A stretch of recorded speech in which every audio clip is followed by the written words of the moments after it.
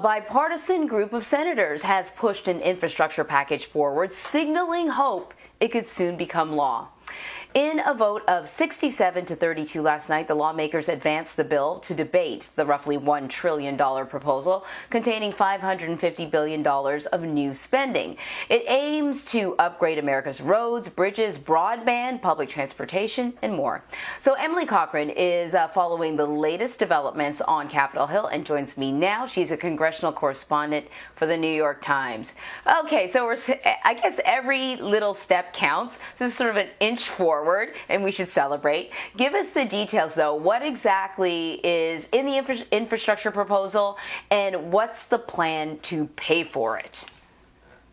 So out of the overall $1 trillion package, you're looking at about $550 billion in new money for roads, bridges, highways, ports, broadband, and there is some money in there for climate change. How it's paid for is still a little unclear until we see the full legislative text, but you're looking at some repurposing of unspent pandemic relief funds, and you're looking at some other sort of pay-for gimmicks that Congress likes to rely on when they want to make sure that legislation is fully paid for. That was a key condition to get some of these Republicans on board. So just a week ago, Republicans defeated the motion to even debate the bill in the Senate. But now we have 17 Republicans, including Minority Leader Mitch McConnell, voting to advance it. What changed? What was happening behind closed doors that we didn't know about?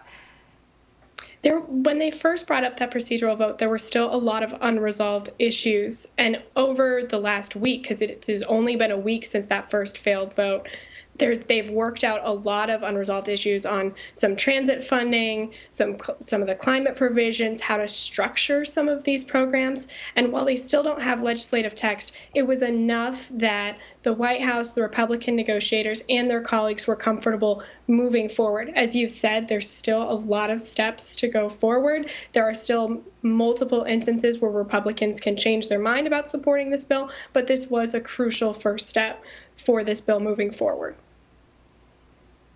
So, President Biden has said that, his infrastructure plan is going to create new jobs for Americans. It's going to combat climate change, which is really important to him, he says. Do we know yet if the Senate proposal actually addresses those priorities? That's certainly what the negotiators are saying. They're saying this is a good job for not only the communities that have gone a very long time without any kind of substantial federal infrastructure funds, but it will be able to create new jobs as you create some of these new projects. Now, President Biden does want this second package to go through, and we'll have to see legislative text for both of those plans to see whether or not that really fulfills his promise. So what about the other kind of components of infrastructure that he, the human infrastructure that he had talked about, childcare, paid family leave? What's the latest on that plan? Because that is sort of the other portion of the infrastructure plan. So Democratic leaders have always said that before they leave for a scheduled August break, they want to vote on two things. They want to vote on this bipartisan bill, which we saw that first step yesterday, and then they also want to start moving on this faster budget process that will only move a multi-trillion-dollar package with Democratic votes. We won't see that final package, which is expected to have the health care provisions, the child care, the paid leave, all of the so-called human infrastructure that the president has been speaking about until September. But in the coming weeks, we should see Senate Democrats take the first step to sort of launch that process. The Senate is a procedural-heavy institution, so it's just a matter of lawmakers being able to line up all of these initial votes before we see these bills become law. So the fact that we have 17 Republicans voting in favor of moving this infrastructure bill along, can we assume that most of the big bumps in the road, to use the metaphor, infrastructure-related metaphor, are sort of have been smoothed out? Is the expectation that this will go through the Senate and, be passed in the House and get to the president's desk pretty soon, or will there be more challenges to come, most likely?